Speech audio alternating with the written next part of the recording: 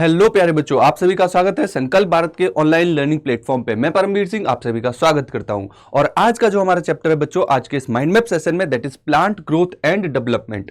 इस particular chapter से आप देखेंगे 3 से 4 क्वेश्चन आने की संभावनाएं रहती हैं।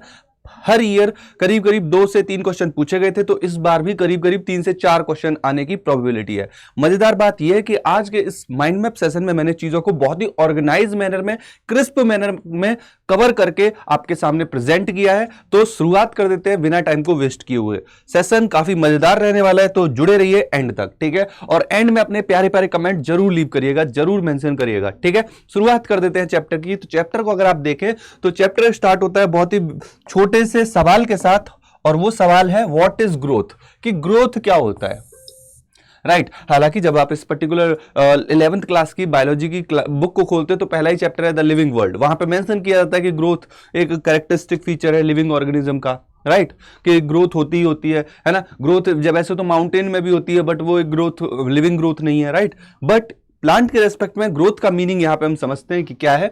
ग्रोथ एक इरिवर्सिबल चेंज है, पहला और इंपॉर्टेंट की पॉइंट। चाहे कहीं पे भी आप मेंशन करो ग्रोथ के बारे में, तो आप वहां पे मेंशन जरूर करना कि ग्रोथ एक इरिवर्सिबल चेंज है, वो चेंज जो बदला नहीं जा सकता। फॉर एग्जांपल, मैं आपको एग्जांपल के साथ समझाता हूं यहां पे, कि जैसे आप स्टोमेटा को देखते हैं। स्टोमेटा जब एक कंडीशन फ्लैसिड होती है, एक कंडीशन टर्जिड होती है ना। एक टर्जिड कंडीशन में वो फूल जाते हैं, फ्लैसिड कंडीशन में पिचक जाते हैं। वहां पे भी देखो चेंज हो रहा है।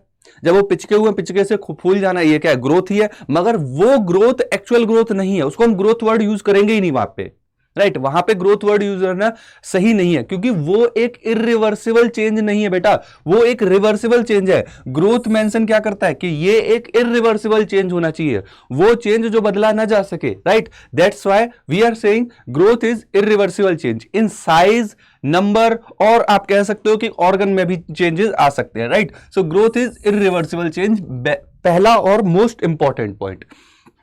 आगे बढ़ते हैं, समझते हैं कि ये जो ग्रोथ है, ग्रोथ में जो चेंजेस होते हैं, दीज चेंजेस आर परमानेंट। मतलब कि एक बार ये चेंज इंट्रोड्यूस हो चुका और हो गया, फिर आप इस चेंज को बदल नहीं सकते, ये ऑल द टाइम प्रेजेंट रहेगा। इसके आगे की ही कहानी बढ़ेगी, बट इससे पीछे कहानी नहीं जाएगी, राइट। क्लियर है। अब आप आगे और इंपॉर्टेंट चीज समझो कि ग्रोथ जो होती है बेटा, वो एनर्जी डिपेंडेंट होती है। ग्रोथ हमेशा और हमेशा एनर्जी डिपेंडेंट होगी। जब भी लिविंग सिस्टम में ग्रोथ हो रही है, ऑब्वियस सी बात है, अगर बॉडी ग्रो कर रही है तो आपने न्यूट्रिएंट लिए होंगे, आपने एनर्जी ली होगी। और most basic form of energy जो आप मेंशन करते हो बायोलॉजिकल सिस्टम में, दैट इज एटीपी। तो एनर्जी किसके फॉर्म में ली जा रही है? एटीपी। सबस्ट्रेट होते हैं, सबस्ट्रेट रेस्पिरेटरी सबस्ट्रेट होते हैं, फॉर एग्जांपल ग्लूकोज, वो इन द एंड प्रोडक्ट क्या बनाते हैं? ATP. Now this ATP is going to utilize in many metabolic pathways, या चाहे वो कैटाबोलिक पाथवे हो, चाहे एनाबॉलिक पाथवे हो, उन सारे के सारे पाथवेज में आपको ATP का इन्वॉल्वमेंट देखने को मिलेगा।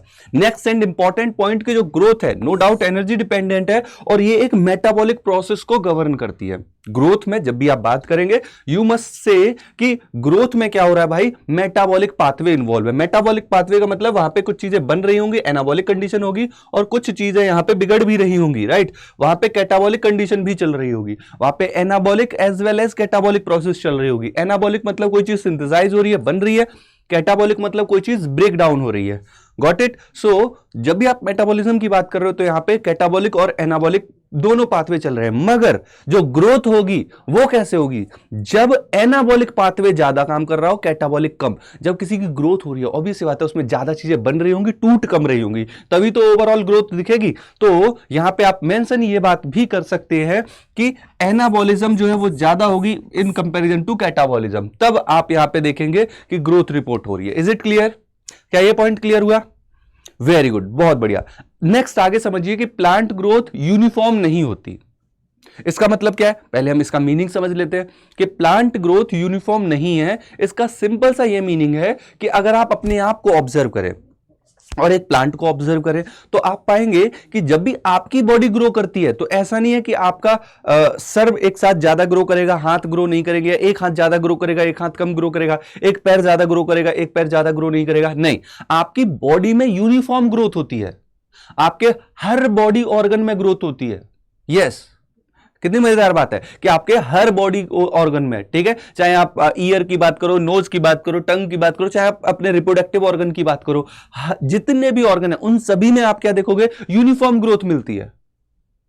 राइट। बॉडी का हर पार्ट आप देखोगे इक्वली ग्रो करेगा, बट प्लांट के केस में ऐसा नहीं है, राइट। प्लांट के केस में ऐसा नहीं है। प्लांट में आप क्या देखोगे, जो ग्रोथ है उसमें ये फिक्स भी नहीं है कि कौन सी वाली ब्रांच ज्यादा ग्रो करेगी, कौन सी कम ग्रो करेगी, और उसमें डायरेक्शन भी फिक्स नहीं है, राइट। सो आप क्या कहते हो भाई कि प्लांट की ग्रोथ यूनिफॉर्म नहीं है, राइट। उसमें आप प्रिडिक्ट नहीं कर सके किस डायरेक्शन में ग्रोथ होगी किधर नहीं होगी। हो सकता है एक ब्रांच ज्यादा ग्रो कर रही हो, एक ब्रांच नहीं ग्रो कर रही हो, ये हो सकता है, बहुत कॉमन है।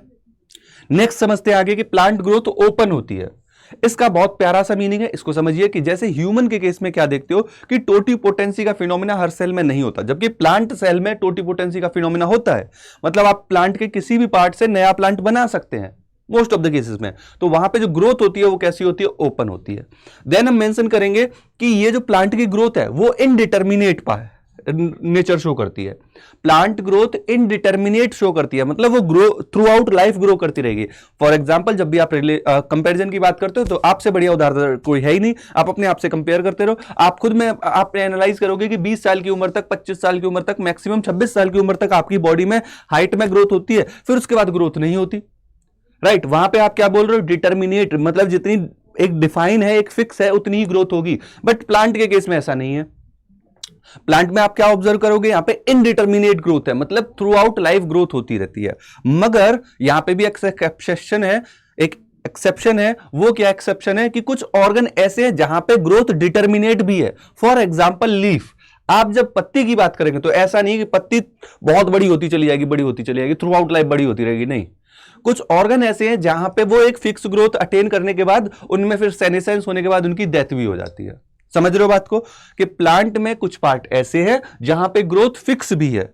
प्लांट में ओवरऑल देखोगे तो इनडिटर्मिनेट है कि वो थ्रू आउट लाइफ थोड़ा सा ग्रो करता ही रहता है, ऐसा नहीं है उसमें ग्रोथ रुक जाती है। For example as in human, जैसा कि ह्यूमन के केस में होता है, ठीक है। सो मैं एक बार को और समराइज कर रहा हूं। हमने ग्रोथ के बारे में बात की। ग्रोथ एक इरिवर्सिबल चेंज है, ग्रोथ एक परमानेंट चेंज है, ग्रोथ एक एनर्जी डिपेंडेंट प्रोसेस है, ग्रोथ में मेटाबॉलिक पाथवे इन्वॉल्व होते हैं, ये यूनिफॉर्म नहीं होगी, ये ओपन होती है, ये इनडिटर्मिनेट होती है थ्रू आउट लाइफ, बट कुछ प्लांट के पार्ट में डिटर्मिनेट कंडीशन भी शो होती है। So this is all about growth.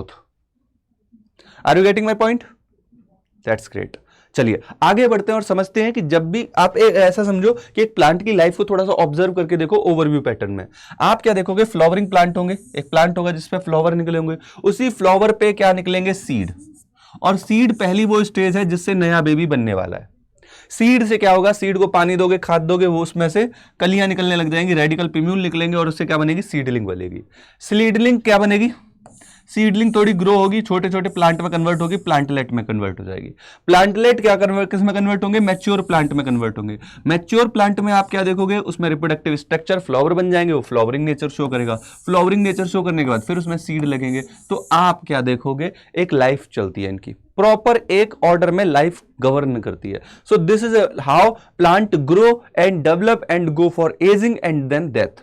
ये इस तरीके से कुछ काम करता है। यहां पे फ्लावरिंग प्लांट में क्या होंगे, बीज निकलेंगे और बाकी क्या होंगे, उनमें डेथ हो जाएगी, उनके स्ट्रक्चर में क्या हो जाएगी, डेथ हो जाएगी और उनसे सीड बनेंगे। क्लियर है? तो इस तरीके का कुछ इनका लाइफ साइकिल कह सकते हो चलती है। बढ़ते हैं आगे की तरफ और समझते हैं कि प्लांट में जो ग्रोथ होती है वो एक्चुअली किस वजह से होती है, with the help of meristem. Now we have to understand about what is this meristem. ये मेरिस्टेम क्या है, समझ रहे हो बात को? अब हमको क्या समझना है, मेरिस्टेम को समझना है। ओके चलो समझना स्टार्ट करते हैं। मेरिस्टेम की बात करें तो प्राइमरी मेरिस्टेम होगी और सेकेंडरी मेरिस्टेम होगी।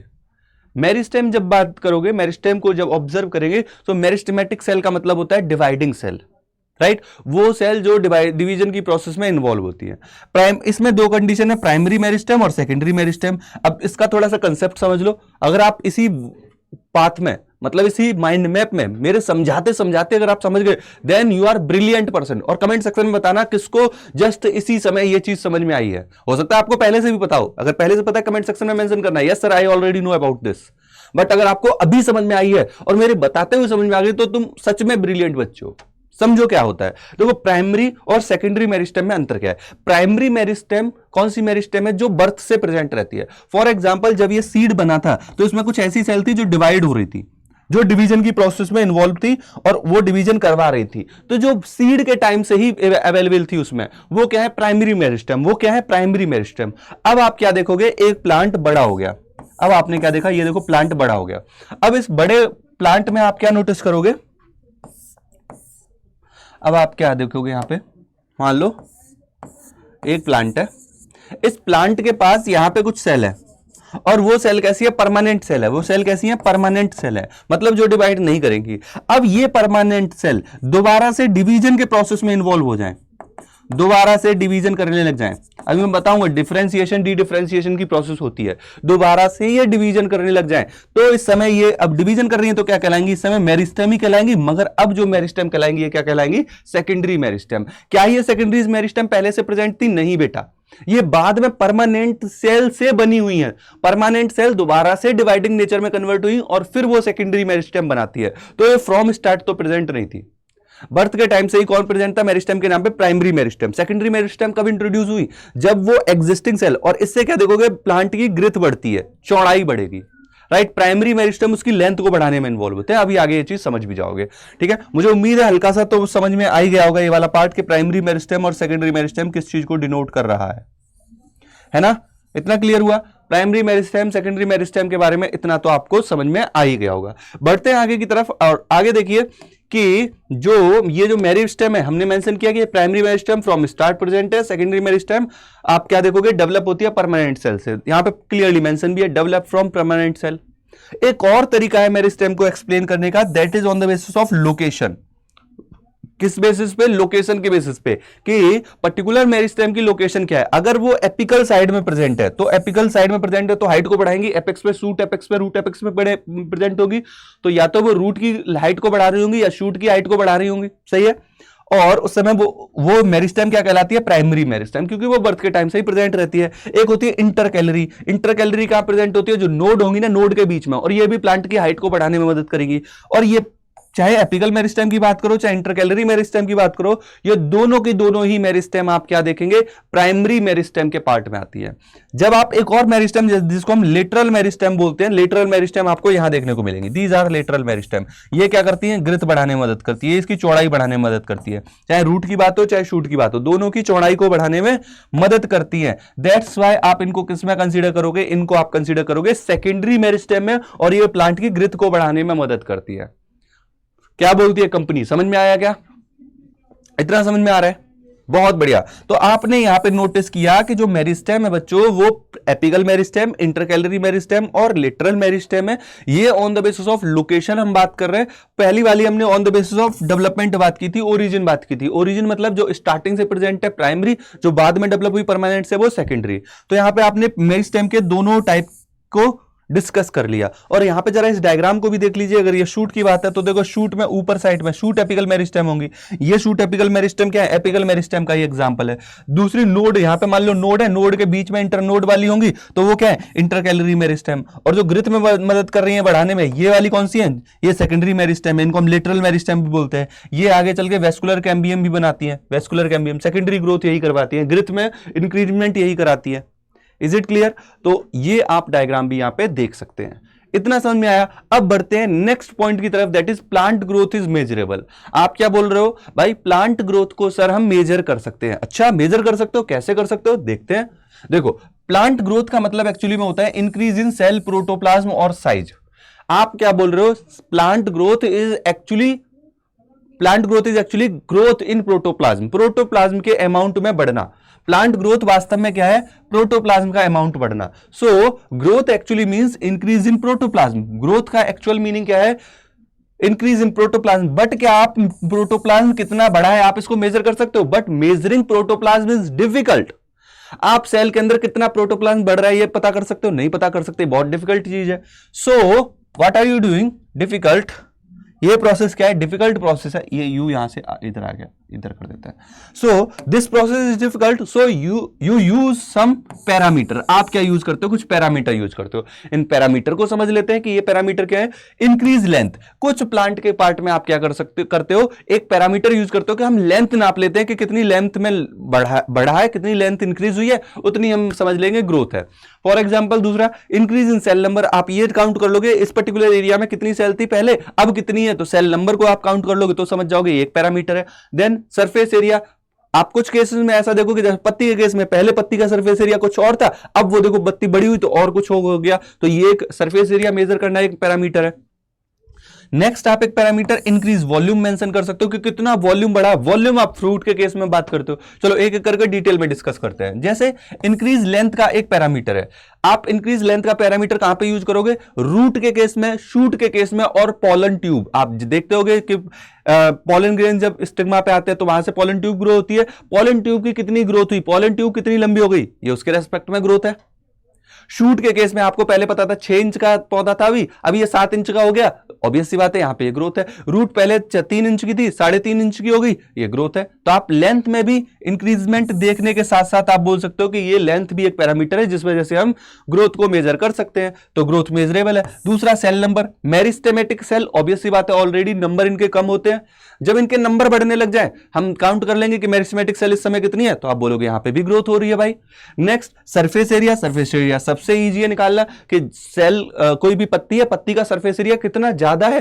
पहले कितना था, छोटा था, अब सरफेस एरिया ज्यादा हो गया, तो पत्ती के केस में आप सरफेस एरिया वाले पैरामीटर को यूज करते हो। अच्छा, आप सरफेस एरिया वाले पैरामीटर को क्या लेंथ वाले पैरामीटर में आप ऐसे सोच के देखो, क्या पॉलन ग्रेन की लंबाई जो बढ़ रही है उसमें सरफेस एरिया का कंसेप्ट लगाओगे? लगाने को लगा सकते हो, मगर वो इलॉजिकल हो जाएगा। आप वहां पे लेंथ देखो, लेंथ पैरामीटर बेस्ट शूट कर रहा है। सिमिलर मैनर में इंक्रीज वॉल्यूम। अगर आपका वॉल्यूम बढ़ रहा है तो आप देख लो कि पहले एक्स वॉल्यूम था, अब वाई वॉल्यूम ज्यादा हो गया, तो कितना वॉल्यूम बढ़ा, ये भी ग्रोथ का ही रिप्रेजेंटेटिव है। जैसे वाटरमेलन के केस में, वाटरमेलन के केस में करीब करीब 3.5 लाख टाइम्स, कितने गुना, 3.5 लाख टाइम इंक्रीजमेंट हो जाता है। अगर आप वॉल्यूम के टर्म में देखोगे तो वाटरमेलन में आप क्या देखते हो, वॉल्यूम इंक्रीज होते हुए हम मेंशन करते हैं। फ्रूट के केस में हम क्या करते हैं, वॉल्यूम को मेजर करते हैं। सो दिस इज अबाउट कि प्लांट ग्रोथ क्या है भाई, मेजरेबल है। तो हमने यहां पे पहले पैराग्राफ पे, पहले इस पर्टिकुलर पेज पे हमने क्या देखा, ग्रोथ के बारे में समझा, मेरिस्टेम के बारे में समझा, देन हमने देखा कि ग्रोथ क्या है, मेजरेबल है। बढ़ते हैं आगे की तरफ नेक्स्ट पार्ट पे। आप यहां पे देखोगे phase of plant growth. Plant में जब ग्रोथ होगी तो आप वहां पे जब जो सेल्स होती है उनमें 3 फेजेस देखोगे। कौन कौन से 3 फेज? एक तो पहला फेज होगा मेरिस्टेमेटिक फेज, जहां पे वो डिवाइड कर रही होंगी रैपिडली। दूसरा इलोंगेशन फेज, जहां पे उनकी लेंथ में इंक्रीजमेंट हो रहा होगा। तीसरा मैच्योरेशन फेज। तो फेज ऑफ प्लांट ग्रोथ में जो सेल्स होंगी, जो भी होंगी सेल्स, उनमें 3 कंडीशन दिखेंगी। या तो वो सेल मेरिस्टेमेटिक जोन में होंगी, या वो इलोंगेशन वाली जोन में होंगी, या फिर वो मैच्योरेशन की जोन में होंगी। समझते हैं, देखते हैं क्या क्या तीनों में अंतर है। सबसे पहले बात करेंगे मेरिस्टेमेटिक की। तो मेरिस्टेमेटिक में आप देखें तो ये इसको हम डिवीजन फेज बोल रहे हैं। यहां पे सेल डिवाइड कर रही होंगी, स्मॉल साइज की सेल होंगी, प्लस इनका जो न्यूक्लियस होगा वो लार्ज होगा। सेल का साइज स्मॉल है मगर न्यूक्लियस उसमें क्या है, ज्यादा बड़ा है। ये चीज ध्यान रखना, ठीक है। डिवाइडिंग सेल है, स्मॉल साइज की सेल है, न्यूक्लियस लार्ज है। प्लाज्मोडेस्मेटा कनेक्शन, मान लो ये एक प्लांट सेल है, ये एक प्लांट सेल है, इनके बीच में प्लाज्मोडेस्मेटा कनेक्शन होता है। ये खूब सारे कनेक्शन देखने को मिलेंगे, मैनी प्लाज्मोडेस्मेटा, यहां पे प्लाज्मोडेस्मेटा ज्यादा मिलेंगे। और वैक्यूल जो होंगी वो खत्म हो रही होंगी, मतलब एब्सेंट होंगी, खत्म क्या हो रही होंगी, इसमें होंगी ही नहीं, अभी बनना ही शुरू नहीं हुआ, राइट। और ये वैक्यूल बनना स्टार्ट कहां पे होता है, इस इलोंगेशन वाले पार्ट में। वैक्यूलेशन खूब सारा बन जाता है, यहाँ पे खूब सारा वैक्यूलेशन स्टार्ट हो जाता है, और यहाँ पे खूब सारा वैक्यूलेशन प्रेजेंट रहता है, राइट। आप आगे देखो, वैक्यूलेशन यहां पे एब्सेंट है, साइटोप्लाज्म काफी गाढ़ा होगा, डेंस होगा, और यहां पे इंटरसेल्युलर स्पेस नहीं होंगे। और यहां पे ऑब्वियस सी बात है मेरिस्टेमेटिक है, जल्दी जल्दी डिवाइड कर रही है, तो सेल वॉल कैसी होगी, पतली होगी, थिन सेल वॉल होगी, राइट। सेल वॉल कैसी होगी, थिन होगी। नेक्स्ट देखो, इलोंगेशन फेज में क्या हो रहा है, ये हमने बात की किसकी, मेरिस्टेमेटिक पार्ट की। अब देखो आगे इलोंगेशन की बात करते हैं। इलोंगेशन में आप क्या देख रहे हो कि प्रोटोप्लाज्म का अमाउंट बढ़ेगा, यहां पे डिपोजिशन होगा सेल वॉल में। सेल वॉल में क्या हो रहा होगा, डिपोजिशन हो रहा होगा। यहां पे वैक्यूलेशन शुरू हो गया होगा। वैक्यूलेशन मतलब खूब सारी वैक्यूल का बनना शुरू हो गया होगा। आया समझ में, वैक्यूलेशन यहां पे स्टार्ट हो गया होगा। तो प्रोटोप्लाज्म में इंक्रीजमेंट हुआ होगा, डिपोजिशन हो गया सेल वॉल में। देखो सेल वॉल डिपोजिशन यहां पे मैंने नहीं बताया, तो सेल वॉल डिपोजिशन का किस चीज का फीचर है, इलोंगेशन जोन का। इलोंगेशन जोन में सेल वॉल जो है वो थोड़ी थिक होने लग जाती है, मोटी होने लग जाती है, क्योंकि उसमें कई सारे कंपोनेंट का डिपोजिशन होना स्टार्ट हो जाता है, और यहां पे वैक्यूलेशन भी स्टार्ट हो जाता है, और यहां पे प्रोटोप्लाज्म भी बढ़ता है। तो ये तीनों के तीनों फीचर आप बोलोगे कि सर इलोंगेशन जोन में आपको ये फीचर देखने को मिलेंगे, ठीक है। मैं समझ गया भाई, मुझे उम्मीद है आप भी समझ गए होंगे। मैच्योरेशन की बात करते हैं। जब वो मैच्योरेशन में आ जाएगी तो सेल परमानेंट हो जाएगी, पहली इंपॉर्टेंट बात। जब सेल मैच्योरेशन वाले पार्ट में आ गई तो सेल क्या होगी, परमानेंट, राइट, परमानेंट सेल। इस समय सेल का शेप और साइज एकदम फिक्स, अब कोई इसको हिला नहीं सकता। और ये बोलती है हिलेगा नहीं साला, है ना, मतलब सेल का जो साइज है, सेल का जो शेप है वो एकदम फिक्स हो गया है। Got it. नेक्स्ट, यहां पे डिपोजिशन जो चल रहा था, जो इलोंगेशन जोन में डिपोजिशन चल रहा था, वो कंप्लीट हो जाता है। Now cell is mature, he know what to do, है ना, एकदम मैच्योर सेल है, एकदम शेप एंड साइज फिक्स है, एकदम स्टेबल है, परमानेंट है, राइट। डिपोजिशन जो भी करना था सब हो चुका है। सो ये 3 आपको फेज देखने को मिलेंगे प्लांट ग्रोथ के पर्टिकुलर सेल वाले पार्ट में। क्लियर है? हमने क्या बात की? फेज ऑफ प्लांट ग्रोथ की बात की। अब हम बात करेंगे ग्रोथ रेट की, कि प्लांट में जो सेल ग्रो करती है वो किस रेट से करती है। रेट का मतलब होता है पर यूनिट टाइम। एक पर यूनिट टाइम में सेल कितनी तेजी से ग्रो कर रही है, इस पे हम बात करेंगे। ठीक है, समझ रहे हो बात को? चलो स्टार्ट करते हैं फिर। देखो, ग्रोथ रेट प्लांट में जब बात करोगे तो आप बोलोगे increase in length, size, number of cell per unit time. एक यूनिट टाइम में आप बोलो कि चाहे लेंथ में इंक्रीज हो रहा हो, साइज में इंक्रीज हो रहा हो, नंबर में इंक्रीज हो रहा हो, पर यूनिट टाइम। एक यूनिट टाइम में क्या आप बोल रहे हो 1 मिनट में या 1 सेकंड में या फिर 1 घंटे में या 1 दिन में या 1 साल में कितना ग्रोथ हो रहा है, साइज में, नंबर में और आपका शेप में, राइट। इन पर्टिकुलर फैक्टर में, लेंथ में, इन पर्टिकुलर फैक्टर में जो चेंजेस आ रहे हैं पर यूनिट टाइम, आप क्या बोलोगे? इसको ग्रोथ रेट बोलोगे। ग्रोथ रेट बेला 2 तरीके से होता है, एक होता है अर्थमेटिक तरीका, एक होता है जियोमेट्रिक तरीका। क्लियर है? यहां पे आप क्या देखोगे? 2 तरीके से ग्रोथ होगी, एक अर्थमेटिक AG, है ना, अर्थमेटिक और जियोमेट्रिक। सबसे पहले हम बात करेंगे अर्थमेटिक ग्रोथ की, फिर हम बात करेंगे जियोमेट्रिक ग्रोथ की। देखो, अर्थमेटिक ग्रोथ जैसा कि यहां पे बनाया भी हुआ है कि पहले क्या है, एक सेल है, एक सेल से बनी 2 सेल। अब ये 2 सेल में से एक सेल जो होगी वो परमानेंट हो जाएगी और ये वाली डिवाइड करेगी, तो 2 से कितनी सेल बनेंगी? 3 सेल। अब 3 में से ये 2 सेल क्या हो जाएंगी? परमानेंट हो जाएंगी, एक डिवाइड करेगी, तो 3 से क्या बनेंगी? 4 सेल। 1 2 3 4। 4 से कितनी बनेगी? 5 सेल। तो आप क्या देख रहे हो? एक फिक्स नंबर में इंक्रीजमेंट हो रहा है। फिक्स नंबर क्या है? एक सेल हर बार इंक्रीज होगी। 1 थी 2, 2 से 3, 3 से 4, 4 से 5, 5 से 6, 6 से 7, राइट। अर्थमेटिक में क्या होगा? ए से ए को मान लो 1, फिर ए से बी, बी से सी, सी से डी, मतलब ए से 1, बी से 2, सी से 3, डी से 4। तो देखो अर्थमेटिक में कैसे ग्रोथ हो रही है? 1 2 3 4। समझो मैं क्या कहना चाह रहा हूं, ट्रिक बता रहा हूं एक तरीके से। अर्थमेटिक पहले ए आ रहा है, ए में 1 है, ए से क्या होगा? बी, बी में 2, 1 से कितनी हुई? 2, बी से क्या आएगी? सी, सी में कितनी हो जाएंगी? 3। तो ग्रोथ कैसे हो रही है? 1 2 3 4, राइट। क्लियर है? ग्रोथ कैसे हो रही है अर्थमेटिक में? 1 2 3 4 5 6 7 8 9 10 11 12 13, है ना, ऐसे करके, राइट। तो ये वाली कंडीशन कहां पे आएगी? अर्थमेटिक में।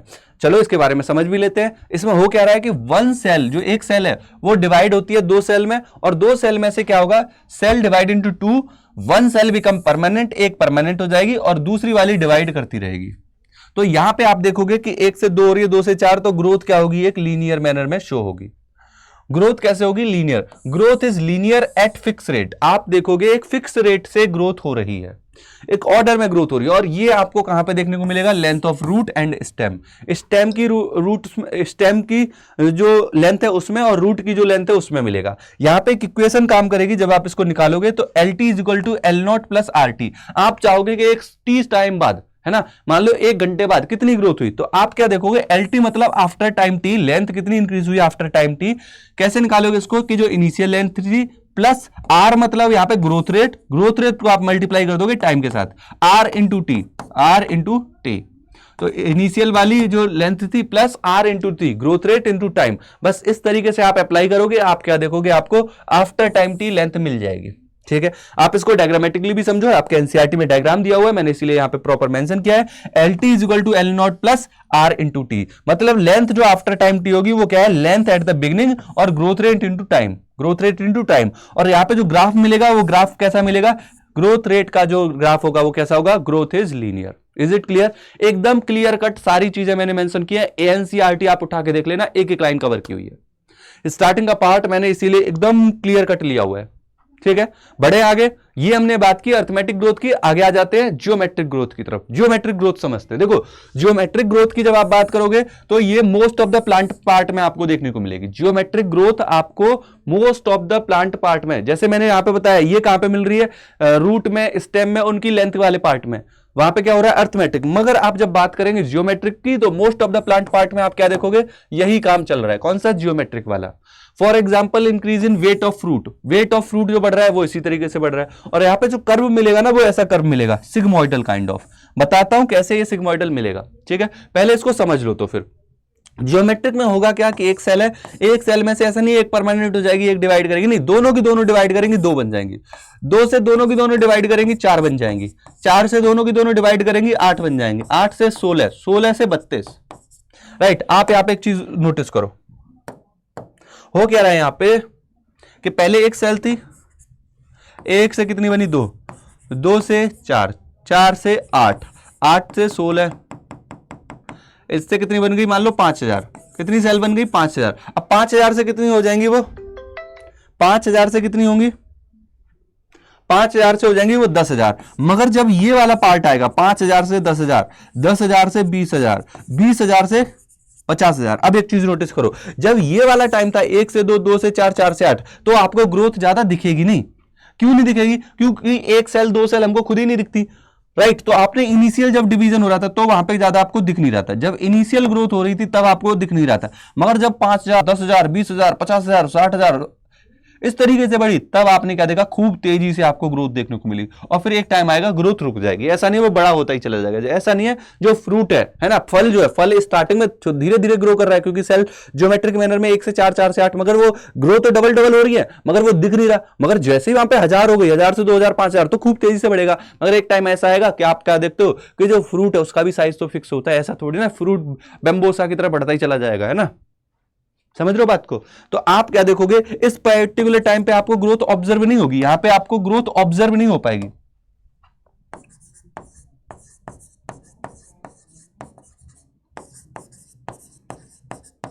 इस पर्टिकुलर टाइम में ग्रोथ ऑब्जर्व नहीं हो रही, मगर इस वाले टाइम पीरियड में आप क्या देखोगे, ग्रोथ ऑब्जर्व होगी।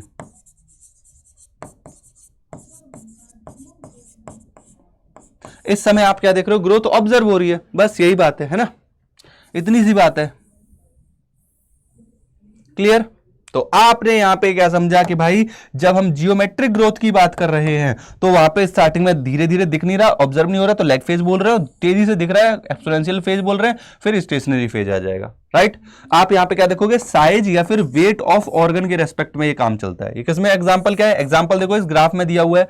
अगर आप सोचो कि हमारी एनसीईआरटी में नहीं दिया था, तो बेटा इस डायग्राम में दिया हुआ है size and weight of organ, इसके रेस्पेक्ट में विद रेस्पेक्ट टू टाइम आप मेंशन करोगे, विद रेस्पेक्ट टू टाइम आप मेंशन करोगे। सो दिस इज जियोमेट्रिक ग्रोथ, ये क्या है, जियोमेट्रिक ग्रोथ है। नेक्स्ट आगे बढ़ते हैं, हमने ग्रोथ रेट की बात की, अर्थमेटिक ग्रोथ की बात की, जियोमेट्रिक ग्रोथ की बात की। नेक्स्ट आगे बढ़ते हैं नेक्स्ट फिनोमेना पे, that is called differentiation, D differentiation, रीडिफरेंशिएशन। ये कुछ टर्मिनोलॉजीज है, इनको हमको समझना जरूरी है। चलिए समझते हैं। डिफरेंशिएशन का मतलब होता है get an identity. For example meristematic cell थी, मेरिस्टेमेटिक सेल के बाद वो इलोंगेशन और परमानेंट में आई। जब वो सेल परमानेंट हो गई तो आप क्या बोल रहे हो, वो पेरेन्काइमेटस सेल है या वो कोलिनकाइमेटस सेल है, राइट, या कोई वो मैच्योर सेल है। तो उस समय आप क्या बोल रहे हो, उसने एक आइडेंटिटी ले ली कि वो एक पेरेन्काइमेटस सेल है, राइट। तो पेरेन्काइमेटस सेल का आइडेंटिटी मिल जाना, दिस इज कॉल्ड डिफरेंशिएशन। कि कोई सेल थी, अभी उसे नहीं पता कि वो कौन सी सेल है, मगर after a period of time जब वो मैच्योर हुई तो उसको पता चल गया, ओके मैं कौन सी सेल थी, मैं तो भाई पेरेन्काइमेटस सेल थी। एक कहेगी नहीं नहीं मैं कोलिनकाइमेटस हूं, मैं दिस वन हूं। तो जब उसको एक आइडेंटिटी मिल जाए, जब उसको एक आइडेंटिटी कार्ड मिल जाए कि बेटी तुम कौन सी सेल हो, तुम कौन सी हो, तुम पेरेन्काइमेटस हो, बेटी तुम कौन सी हो, तुम कोलिनकाइमेटस हो। समझ रहे हो ना बेटा। ओके, तो आप इसको क्या बोलोगे कि एक आइडेंटिटी मिल जाना, एक आइडेंटिटी मिल जाना, दैट इज डिफरेंशिएशन। डिफरेंशिएशन बोले तो gate an identity, got it. Next आगे देखो, डी डिफरेंशिएशन का मतलब, अब यहां पे इस डायग्राम को समझो। मान लो ये एक मेरिस्टेमेटिक सेल थी, डिवाइडिंग सेल थी। ये मेरिस्टेमेटिक सेल एक समय पे किस में कन्वर्ट हो गई, यही मेरिस्टेमेटिक सेल किस में कन्वर्ट हो गई, मान लो एक पॉइंट ऑफ टाइम पे परमानेंट में कन्वर्ट हो गई। मगर ये परमानेंट सेल, अब ध्यान से सुनना मेरी बात को, कि ये परमानेंट सेल अपनी आइडेंटिटी को लूज कर दे और क्या हो जाए, डी डिफरेंशिएट हो जाए। डी डिफरेंशिएट मतलब आइडेंटिटी को लूज करना। पहले वो मान लो कोई कॉर्टेक्स रीजन की सेल थी, मैंने मेंशन किया था कि ये डिफरेंशिएटेड कॉर्टेक्स की सेल है, मगर अब वो कॉर्टेक्स की सेल अपने नेचर को लूज कर दे कि मैं कॉर्टेक्स की सेल नहीं हूं, अब तो मैं डिवाइड करना चाहूंगी, मैं मेरिस्टेमेटिक बनना चाहूंगी। तो आप क्या देखोगे कि ये जो डिफरेंशिएटेड, जो डी डिफरेंशिएटेड सेल है जिसने अपनी आइडेंटिटी लूज कर दी है, अब वो दोबारा से क्या करेगी, डिवीजन स्टार्ट कर देगी। डिवीजन स्टार्ट कर देगी मतलब दोबारा से मेरिस्टेमेटिक नेचर में आएगी। तो वो अब दोबारा से डिवीजन स्टार्ट कर रही है, तो हम क्या बोलेंगे, रीडिफरेंशिएशन। तो देखो डी डिफरेंशिएशन मतलब मतलब अपनी आइडेंटिटी को लॉस करना, मतलब कॉर्टेक्स की सेल थी अब वो कॉर्टेक्स की नहीं रही और दोबारा से दूसरी आइडेंटिटी को गेट करना, दिस इज कॉल्ड रीडिफरेंशिएशन। नाम में भी समझ सकते हो, डिफरेंशिएशन मतलब एक आइडेंटिटी ले लेना, डी डिफरेंशिएशन, डी का मतलब होता है लॉस करना। लॉस क्या है, लॉस करोगे भाई, लॉस आप क्या करोगे, अपनी आइडेंटिटी का लॉस करोगे। रीडिफरेंशिएशन, री मतलब दोबारा से एक नई आइडेंटिटी ले लेना, और नई आइडेंटिटी जब लेगी वो तो कौन सी मेरिस्टेम बन जाएगी, अब दोबारा से आइडेंटिटी लेने पे वो सेकेंडरी मेरिस्टेम बन जाएगी। तो देखो वो क्या रहा है, मेरिस्टेमेटिक सेल थी, परमानेंट में कन्वर्ट हुई, परमानेंट सेल को एक आइडेंटिटी मिल गई थी मगर उन्होंने फिर से अपनी आइडेंटिटी लॉस की, उन्होंने डी डिफरेंशिएशन के फिनोमेना को फॉलो किया और अपनी आइडेंटिटी लॉस कर दी, और दोबारा से नई आइडेंटिटी को लेने के लिए रीडिफरेंशिएशन के फिनोमेना में गए और अगेन उन्होंने नई आइडेंटिटी ली। नई आइडेंटिटी लेने पे वो कौन सी सेल बनी, सेकेंडरी मेरिस्टेम। पहले वो प्राइमरी मेरिस्टेम थी, एक समय था जब यहां पे जो सेल थी वो कौन सी थी, प्राइमरी मेरिस्टेम थी। अब ये जो डिवाइडिंग बन रही है कौन सी है, सेकेंडरी मेरिस्टेम है। Are you getting my point, what is the difference between primary and secondary. देखो प्राइमरी मेरिस्टेम थी जो ये बर्थ के टाइम से ही प्रेजेंट थी, जब वो रेडिकल और प्रिम्यूल निकला था उसी समय प्रेजेंट थी, मगर क्या ये सेकेंडरी मेरिस्टेम उस समय प्रेजेंट थी, नहीं बेटा, ये देखो अभी बनी है। कैसे बनी है कि इन्होंने ये परमानेंट सेल थी, इन्होंने डी डिफरेंशिएशन किया, इन्होंने रीडिफरेंशिएशन किया और तब ये मेरिस्टेमेटिक सेल बनी, so called secondary meristem. Are you getting my point, समझ में आ गया। किस किस बच्चे को मस्त तरीके से समझ में आ गया, नीचे कमेंट सेक्शन में प्यारे प्यारे दिल और अपने प्यारे प्यारे कमेंट लीव करो, है ना। तो ये हमने बात की डिफरेंशिएशन, डी डिफरेंशिएशन और रीडिफरेंशिएशन की। बढ़ते हैं आगे की ओर और समझते हैं डेवलपमेंट ऑफ प्लांट। यहां पे देखो प्लांट का जब डेवलपमेंट होगा तो ऑब्वियस सी बात है वहां पे ग्रोथ होती है, वहां पे डिफरेंशिएशन होता है, राइट। डिफरेंशिएशन में सर्टेन केसेस में डी डिफरेंशिएशन, रीडिफरेंशिएशन भी होता है ना। डी डिफरेंशिएशन, रीडिफरेंशिएशन के बाद सेकेंडरी मेरिस्टेम बनती है, फिर वो ग्रोथ बढ़ाती है और फाइनली एक टाइम ऐसा आता है जब उसमें सेनेसेंस भी आएगी, और सेनेसेंस जब आएगी तो डेथ हो जाएगी, राइट। सेनेसेंस के बाद डेथ रिपोर्ट होती है। ये इस तरीके का एक इमेज भी बना हुआ है एनसीईआरटी में, इसीलिए यहां पे मैंने मेंशन भी किया हुआ है कि देखो हो क्या रहा है। मेरिस्टेमेटिक सेल है, मेरिस्टेमेटिक सेल प्लाज्म में क्या करेंगी, आपका प्रोटोप्लाज्म बढ़ाएंगी, प्रोटोप्लाज्म में ग्रोथ होगी और ग्रोथ होने के बाद वो क्या करेंगी, एक पर्टिकुलर सेल बन जाएंगी। सेल में क्या होगा, डिफरेंशिएशन होगा, डिफरेंशिएशन के बाद उनमें मैच्योरेशन होगा, मैच्योर होने के बाद वो मैच्योर सेल बन जाएंगी, राइट। हो सकता है इनमें डिफरेंशिएशन से पहले फिर दोबारा से वो मेरिस्टेमेटिक में कन्वर्ट हो जाए, सेकेंडरी मेरिस्टेमेटिक सेल में कन्वर्ट हो जाए। एक पॉइंट आएगा जब वो मैच्योर हो जाएंगी, मैच्योर होने के बाद सेनेसेंस, और सेनेसेंस के बाद उनमें डेथ हो जाएगी। तो इस तरीके से आप क्या देखते हो, सीक्वेंस ऑफ डेवलपमेंट प्रोसेस। ये क्या है, sequence of development process in plant cell. Plant cell के अंदर जो सीक्वेंस ऑफ डेवलपमेंटल प्रोसेस है वो इस तरीके से ही काम करता है। Is it clear.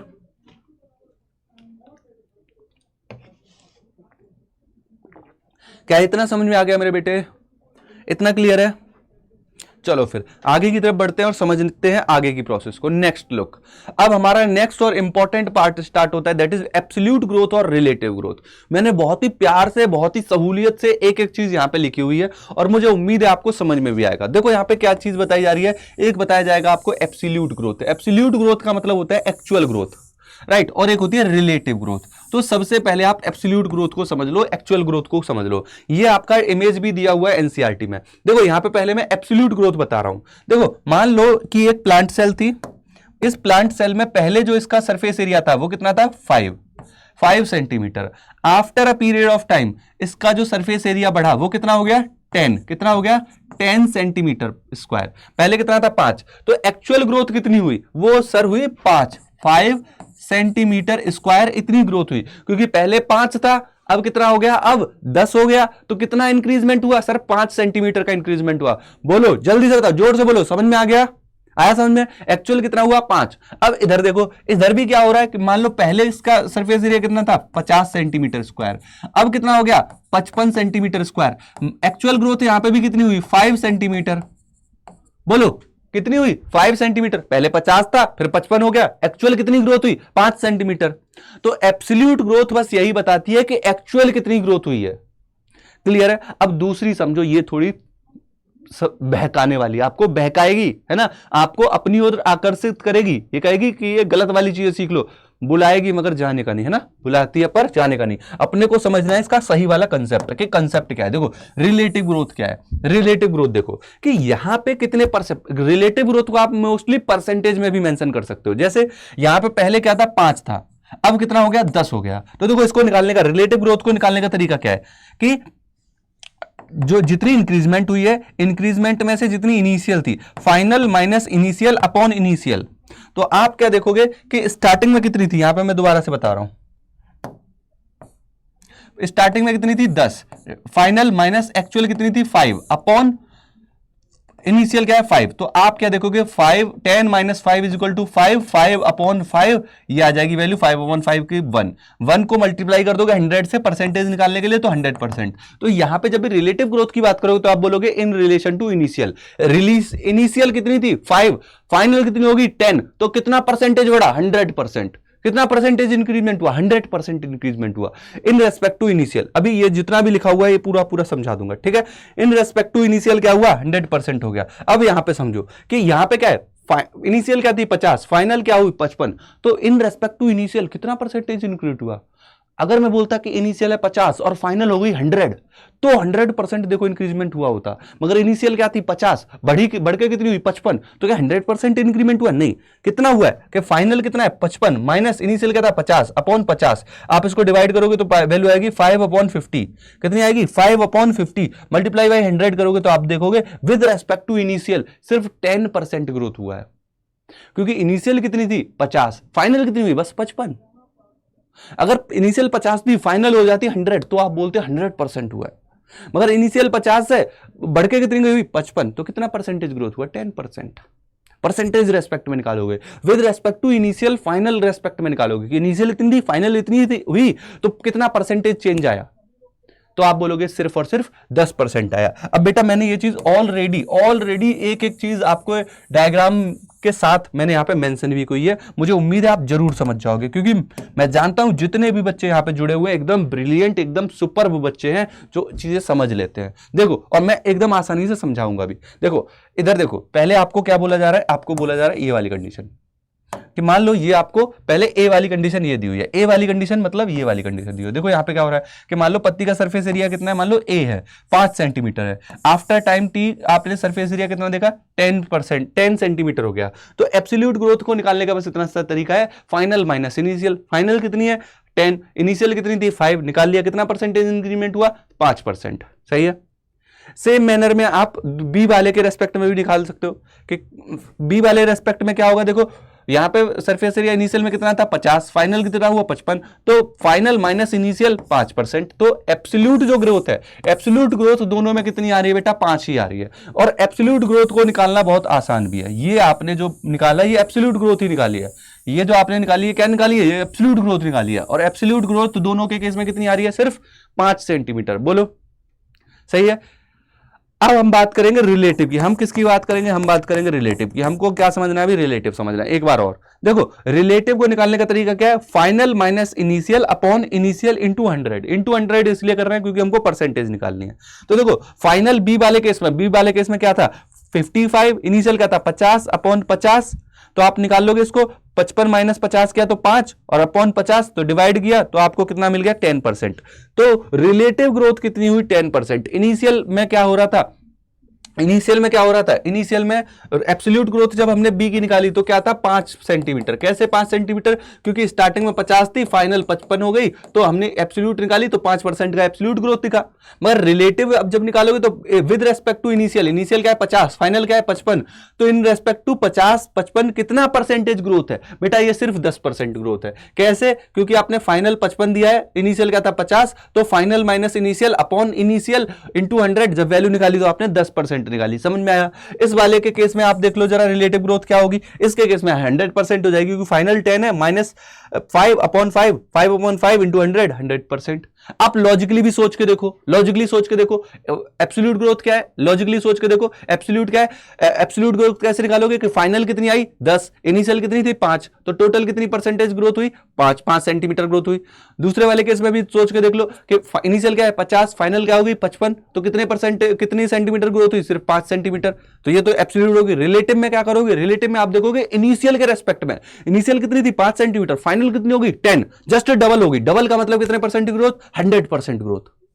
बी वाले केस को देखो, इनिशियल कितनी है 50, फाइनल कितनी हुई बस 55, पहले 50 थी बस 5 ही तो बढ़ा है 5 सेंटीमीटर, तो परसेंटेज के रेस्पेक्ट में निकालोगे कितना हुआ सिर्फ 10%। सोच के देखो ना, 50 सेंटीमीटर है, 50 से बस 5 ही तो बढ़ा है, तो परसेंटेज निकालोगे तो कितना बढ़ेगा। जब ये 50 से 100 हो जाता तो आप बोलते कि 100% ग्रोथ है, मगर 50 से 55 हुआ है सिर्फ 10%। अगर ये 60 होता तो 20%, अगर ये 60 की जगह अगर ये 75 होता तो कितनी परसेंटेज ग्रोथ? जो 50% ग्रोथ। अगर ये 100 हो जाता तो कितने परसेंटेज ग्रोथ? 50 की जगह अब 100% ग्रोथ। समझ रहे हो? तो जो आप रिलेटिव ग्रोथ निकालोगे वो इन रिलेशन टू इनिशियल निकालोगे और विद रिस्पेक्ट टू परसेंटेज निकालोगे। किस किस को ये समझ में आ गई? अगर समझ में आया है तो कमेंट सेक्शन में अपना प्यारा सा कमेंट जरूर लिखना कि यस सर मुझे समझ में आ गया। बस इतनी सी बात चाहिए मेरे को, ठीक है? आपके कमेंट सेक्शन में बस इतना सा ही चाहिए मुझे। आगे बात करते हो, समझते हैं प्लास्टिसिटी क्या होता है। What is plasticity?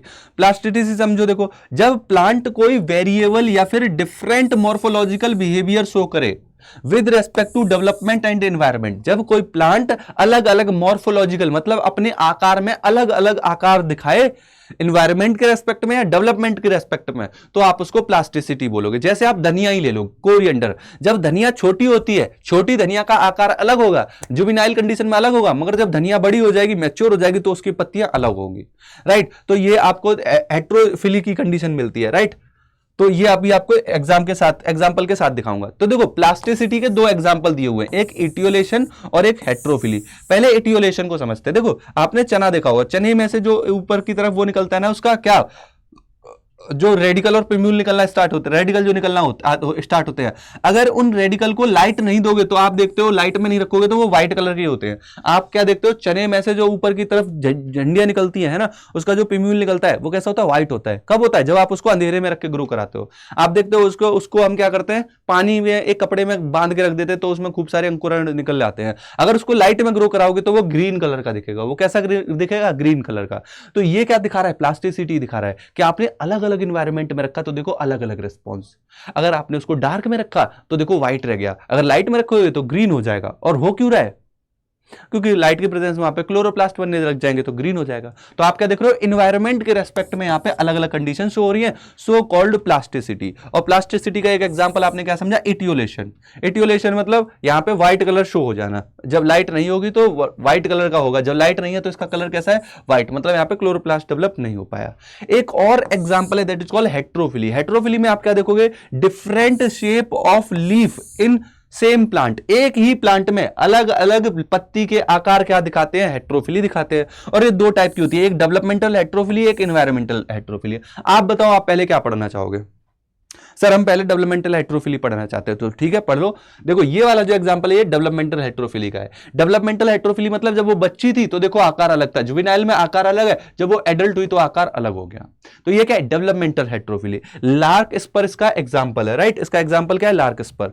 दूसरा देखो हेट्रोफिली किस रेस्पेक्ट में? एनवायरमेंटल रेस्पेक्ट में। एनवायरमेंटल रेस्पेक्ट में आप क्या देखोगे? जब ये बटर कप का पौधा जब जमीन पे है तो देखो उसकी पत्तियां अलग है, जब वो पानी में है तो अलग है। तो देखो आपने एनवायरमेंट चेंज किया, उसका पत्ती का आकार बदल गया। इसका एग्जांपल बटर कप के रेस्पेक्ट में। क्लियर है? सो ये आपने क्या देखा? प्लास्टिसिटी को देखा। क्लियर? अब हम आगे बढ़ते हैं और नेक्स्ट फैक्टर की बात करते हैं। देखो इन्हीं फैक्टर जो ग्रोथ को अफेक्ट करते हैं उन्हीं से लिंक कर दूंगा मैं हार्मोन्स को। देखो कैसे मैं बात करूंगा अब यहां पे फैक्टर अफेक्टिंग ग्रोथ, वो फैक्टर जो ग्रोथ को अफेक्ट करते हैं। तो बेटा ये दो फैक्टर है, एक एक्सट्रिंसिक फैक्टर जो बाहरी फैक्टर है और एक इंट्रिंसिक फैक्टर जो प्लांट के अंदर के फैक्टर है। एक्सट्रिंसिक फैक्टर में आप क्या बोलोगे कि पानी कितना है, पानी अगर दे रहे हो तो ग्रोथ अच्छी होगी, न्यूट्रिएंट दे रहे हो तो ग्रोथ अच्छी होगी, लाइट दे रहे हो तो बढ़िया ग्रोथ होगी, टेम्परेचर ऑप्टिमम है तो बढ़िया ग्रोथ होगी, ऑक्सीजन एक लिमिटेड क्वांटिटी में तो ग्रोथ अच्छी होगी, ग्रेविटी काम कर रही है तो ग्रोथ होगी। तो ये सारे के सारे फैक्टर क्या है? Extrinsic factor. इंट्रिंसिक फैक्टर में दो तरीके के फैक्टर हैं कि इंट्रासेल्युलर और इंटरसेल्युलर। इंटरसेल्युलर मतलब सेल के बीच में, इंटर का मतलब होता है बीच में। जैसे आपने पढ़ा होगा क्लास 12 को क्या बोलते हैं? इंटर, है ना, इंटरमीडिएट। क्लास 12 को क्या बोलते हैं? इंटर। क्यों इंटर बोल रहे हैं? क्योंकि वो बीच में, किसके बीच में? क्लास 10th के और ग्रेजुएशन के। एक क्लास 10th मैट्रिक्स और ग्रेजुएशन के बीच में क्या आता है क्लास 12th 11th 12th, जिसको हम इंटरमीडिएट बोलते हैं। समझ रहे हो? तो इसी तरीके से इंटर का मतलब क्या हो गया? In between. तो in between cell, inter cellular, cell के बीच में। एक सेल के बीच में कुछ फैक्टर हैं वो काम करेंगे और एक सेल के अंदर वाले फैक्टर हैं। सेल के अंदर वाले फैक्टर कौन है? उसका डीएनए। जैसा उसका डीएनए होगा वैसे ही वो काम करेगी, जैसा उसका जेनेटिक मटेरियल होगा वैसे ही वो काम करेगी। समझ पा रहे हो। और इंटरसेल्यूलर में कौन है, इंटरसेल्यूलर में कौन देखोगे, इंटरसेल्यूलर सेल के बीच बीच में कौन काम करता है, प्लांट ग्रोथ रेगुलेटर। एक सेल से दूसरी सेल के बीच में रिलीज होते हैं और वो क्या करते हैं, उसकी ग्रोथ को रेगुलेट करते हैं। प्लांट हार्मोन में कैटेगरी कौन कौन सी है, 5 है, ऑक्सिन, जिब्रेलिन, साइटोकाइनिन, इथाइलिन और एब्सिसिक एसिड। ये प्लांट 5 हमारे पास प्लांट हार्मोन है जिनको हमको पढ़ना है। इनको हमने देखो 2 कैटेगरी में डिवाइड भी कर रखा है। प्लांट ग्रोथ रेगुलेटर भी बोलते हैं, पीजीआर बोलते हैं, इनको क्या बोलते हैं, पीजीआर, प्लांट ग्रोथ रेगुलेटर। ये 2 टाइप के हैं, एक ग्रोथ को प्रमोट करेंगे, एक ग्रोथ को इनहिबिट करेंगे। प्लांट की ग्रोथ को प्रमोट करने वाले ऑक्सिन, जिब्रेलिन, साइटोकाइनिन है और इनहिबिट करने वाले इथाइलिन और एब्सिसिक एसिड है। जिसमें से इथाइलिन दोनों काम करता है, ग्रोथ प्रमोट भी कर सकता है, इनहिबिट भी कर सकता है, बट मोस्टली क्या करता है, इनहिबिट करता है, इसीलिए ग्रोथ इनहिबिटर में रखा गया है। मोस्टली क्या करता है, इनहिबिट करता है। अब हम आएंगे नहीं हार्मोन के ऊपर, मगर हम हार्मोन्स में उनके मेनली फंक्शन पढ़ेंगे, ठीक है। मैंने यहां तक के पार्ट को एकदम जूम करके डिटेल में घुसा के पढ़ाया हुआ है। अब जो हार्मोन के रेस्पेक्ट में बात करनी है, हार्मोन में मैं सिर्फ उनके फंक्शन मेंशन करूंगा और उसी के साथ हमारा ये चैप्टर खत्म हो जाएगा। क्लियर है। मैं यहां पे जो मेंशन करूंगा उनके मेनली फीचर्स को मेंशन करने वाला हूं, ठीक है। चलो समझो, ऑक्सिन की अगर मैं बात करूं तो इसको आइसोलेट किया गया था ह्यूमन यूरिन से। एक बार को ह्यूमन यूरिन में भी इसकी प्रेजेंस मिली थी, वहां से उसको आइसोलेट किया गया है। इसमें बहुत कॉमन टाइप है IA, इंडोल एसिटिक एसिड, जो प्रोड्यूस कहां पे होता है, शूट एपेक्स पे। इसका एक काम है सेल इनलार्जमेंट करना, सेल के साइज को बढ़ाना। एपिकल डोमिनेंसी क्या होता है कि ऊपर वाली जो बड है, जो मेन बड है, एपिकल बड है, उसकी ग्रोथ ज्यादा होगी और जो लेटरल बड है उनकी ग्रोथ रुक जाएगी। This is called apical dominancy. मतलब एपिकल जो बड है वो अपनी डोमिनेंसी शो करेगी, साइड वालों को दबा के रखेगी, नीचे रहो मैं राजा हूं ऊपर जाऊंगा। समझ रहे हो ये वाली कंडीशन। और ये सेल डिवीजन को प्रमोट करेगा। और एब्सेशन मतलब पत्तियों का झड़ना, उसको रोकेगा। और पार्थेनोकार्पी को प्रमोट करता है ना, पार्थेनोकार्पिक फ्रूट भी होते हैं, उस प्रोसेस को ये क्या करेगा, इंड्यूस करेगा। तो ये आपने फंक्शन किसके देखे, ऑक्सिन के फंक्शन देखे। मैं अगेन कह देता हूं कि आपने ऑलरेडी जो प्लांट हार्मोन पढ़े हो उनको जरा खोल लो, उनको रिवाइज कर लो। यहां पे मैं बस फीचर बता रहा हूं, ठीक है। आगे देखो, जिब्रेलिन की बात करें तो ये प्रीडोमिनेंट प्लांट ग्रोथ प्रमोटर ही है। इसके करीब करीब 100 आइसोफॉर्म है, जिसमें से मोस्ट कॉमन कौन है, GA3 क्या है, बहुत कॉमन है। ये क्या करता है, सेल के इलोंगेशन में मदद करता है, सीड डोरमेंसी को ब्रेक करता है। सीड डोरमेंसी किसकी वजह से होती है, एब्सिसिक एसिड की वजह से, कि जो पर्टिकुलर हमारा जो सीड है अब वो डोरमेंट पीरियड में चला गया, इनएक्टिव पीरियड में चला गया, उसको एक्टिवेट कराने में मदद कौन करता है, जिब्रेलिन करता है। यहां पे जिब्रेलिन और एब्सिसिक एसिड का रेशियो काम करता है। एब्सिसिक एसिड ज्यादा है तो डोरमेंसी रहेगी, एक टाइम आएगा जब GA का लेवल ज्यादा होगा, एब्सिसिक एसिड का कम होगा, तब वो डोरमेंसी ब्रेक हो जाएगी। तो ब्रेक सीड डोरमेंसी में कौन आता है, जिब्रेलिन आता है। और उसी के बाद क्या होगा, सीड जर्मिनेशन होगा। और ये अर्ली मैच्योरिटी भी कराता है। अगर आप GA का अमाउंट ज्यादा दे दो, जैसे चावल पे अगर आपने GA छिड़क दिया, बहुत जल्दी से वो ग्रो नहीं हो पाए, उससे पहले वो मैच्योर होने लग जाएंगे। तो ये अर्ली मैच्योरिटी भी कराता है। बढ़ते हैं आगे की तरफ, साइटोकाइनिन की तरफ। साइटोकाइनिन की बात करें तो ये एक बेसिक प्लांट ग्रोथ रेगुलेटर है। इसके एग्जांपल काइनेटिन और जियाटिन है। क्लियर है। ये आपको कहां देखने को मिलेगा, रूट में सिंथेसाइज होता हुआ देखने को मिलेगा। ये सेल डिवीजन और डिफरेंशिएशन, मोस्ट इंपॉर्टेंट पॉइंट, ये सेल डिवीजन और उनके डिफरेंशिएशन में भी इंपॉर्टेंट होता है। जब भी टिश्यू कल्चर की बात होगी तो ऑक्सिन और साइटोकाइनिन दोनों ही इंपॉर्टेंट है। याद रखना, प्लांट की सर्वाइवलशिप के लिए अगर सबसे इंपॉर्टेंट कोई 2 प्लांट हार्मोन है तो ऑक्सिन और साइटोकाइनिन ही है। वो दोनों कौन है, ऑक्सिन एंड साइटोकाइनिन। ये क्या करता है, एपिकल डोमिनेंसी को भी ओवरकम कराता है और न्यूट्रिएंट मेटाबॉलिज्म में भी इन्वॉल्व है। तो ये हमने फीचर की बात की किसके, साइटोकाइनिन की। बढ़ते आगे इथाइलिन की तरफ। इथाइलिन के बारे में बच्चा जानता है कि ये एक गैसियस हार्मोन है। ये ट्रिपल रेस्पॉन्स लेके आता है। ट्रिपल रेस्पॉन्स में एक रेस्पॉन्स क्या है कि लॉन्गिट्यूडनल जो ग्रोथ हो रही है उसको रोक दो। और मोस्ट इंपॉर्टेंट एक और फीचर जो आप सभी को पता है कि फ्रूट की राइपनिंग में, फ्रूट को पकाने में कौन इंपॉर्टेंट रोल प्ले करता है, इथाइलिन प्ले करता है। ये सेनेसेंस भी करवाता है। सेनेसेंस कौन कराएंगे, एब्सिसिक एसिड और इथाइलिन दोनों सेनेसेंस कराएंगे। ये एपिकल डोमिनेंसी को भी क्या करेगा, प्रमोट कर देगा। राइट। आगे समझो, एब्सिसिक एसिड के में, एब्सिसिक एसिड को हम एप्सिसिन भी बोलते हैं और इसको डॉर्मिन भी बोलते हैं। और ये एक स्ट्रेस हार्मोन की कैटेगरी में आता है। जब भी प्लांट में स्ट्रेस होगा, अरे आप सोच रहे हो सर प्लांट स्ट्रेस लेते हैं, हाँ बेटा हो, अगर उनको पानी की कमी हो जाएगी तो वो स्ट्रेस लेंगे, तो वो पानी की खोज में और जमीन के नीचे जाएंगे। जमीन के नीचे जाएंगे तो उसमें एब्सिसिक एसिड मदद करेगा। एक कंडीशन होगी जब पानी बहुत सारा हो जाएगा, बहुत ज्यादा पानी भर गया, मान लो दलदल का एरिया हो गया, वो भी एक स्ट्रेस है, उस समय भी एब्सिसिक एसिड क्या करेगा, स्टेम की ग्रोथ को बढ़वाएगा। राइट। तो उस पर्टिकुलर कंडीशन में आप क्या बोल रहे हो, स्ट्रेस कंडीशन है, जैसे पानी की कमी होना या पानी बहुत ज्यादा हो जाना या सूखा पड़ना या कोई पत्तियां को कोई इंसेक्ट खा रहा है, उस समय ये रोल प्ले करेगा। राइट। तो इसीलिए इसको क्या बोलते हैं, स्ट्रेस हार्मोन बोलते हैं। नेक्स्ट ये क्या करता है, बड डोरमेंसी कराता है, बड को इनएक्टिवेशन फेज में लेके जाता है। लीफ सेनेसेंस कराता है, पत्तियों के झड़ने को। होता क्या है, जब मान लो सर्दी आती है, सर्दियों में क्या होगा, फोटोसिंथेसिस तो हो नहीं रही, और पत्तियां अगर रहेंगी तो उनको खाने को और चाहिए, तो पत्तियों को गिरा देता है। तो ये भी एक स्ट्रेस है कि सर्दियां हो रही हैं और फोटोसिंथेसिस हो नहीं रही, तुमको खाने को कहां से दूं, तो गिरा देता है उनको, लीफ सेनेसेंस करा देता है ना। तो ये भी स्ट्रेस से रिमूव करने का ही तरीका है ना। पार्थेनोकार्पी को ये क्या करता है, इंड्यूस करता है। सीड डेवलपमेंट एंड मैच्योरेशन में इन्वॉल्व है। सीड डेवलपमेंट में इन्वॉल्व होने का मतलब क्या है कि ये सीड को डोरमेंसी पीरियड में रखता है। डोरमेंसी पीरियड में रखना भी बहुत जरूरी है, क्योंकि अगर कोई सीड डोरमेंसी पीरियड में नहीं गया, आपने उसको दोबारा से उगा दिया तो वो ढंग से उगेगा ही नहीं। इसीलिए सीड को मैच्योर कराने में, उसको और प्रॉपर तरीके से एक्टिवेट करने में मदद करता है। डोरमेंसी पीरियड में रहना बहुत जरूरी है सीड्स का, इसीलिए जब दोबारा उनको उगाओगे तो वो अच्छी तरीके से ग्रो कर पाएंगे। तो बच्चों यहां पे हमारा आज का सेशन खत्म होता है। हमने इस माइंड मैप सीरीज को कंप्लीट किया and that is on plant growth and development. मुझे उम्मीद है आप सभी ने एंजॉय किया होगा। बच्चों अपने प्यारे प्यारे कमेंट जरूर हमारे कमेंट सेक्शन में मेंशन करना। अगर आपको कोई डाउट है, आपको कोई टॉपिक पढ़ना है, आपके मन में कोई सवाल है, आप कमेंट सेक्शन में मेंशन करिए, मैं आपको पर्सनली सबको जवाब दूंगा। मैंने पिछले वाले भी माइंड मैप सेशन के मैक्सिमम बच्चों के खुद से पर्सनली जाके अपनी आईडी से रिप्लाई किए हैं। अगर आपके कोई भी डाउट है आप जरूर मेंशन करिए। सेशन को यहां पे बच्चों एंड करते हैं, मिलेंगे हम अगले सेशन में। Bye bye, take care, thank you so much, मिलते हैं अगले सेशन में।